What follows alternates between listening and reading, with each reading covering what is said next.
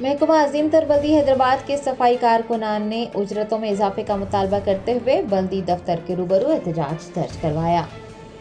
اجرتوں کی ادائیگی میں تاخیر اور اجرتوں میں اضافے کا مطالبہ کرتے ہوئے محکمہ عظیم تر بلدی حیدرآباد کے صفائی کارکنان نے بارش کی پرواہ کیے بغیر بلدی دفتر کے روبرو احتجاج کیا اور حکومت سے ان کے مطالبات پورے کرنے کی مانگ کی۔ بتایا گیا ہے کہ سابقہ حکومت انہیں ماہانہ 15,000 روپے ادا کر رہی تھی، لیکن کانگریس حکومت کی جانب سے صرف 9,000 روپے ہی ادا کیے جا رہے ہیں۔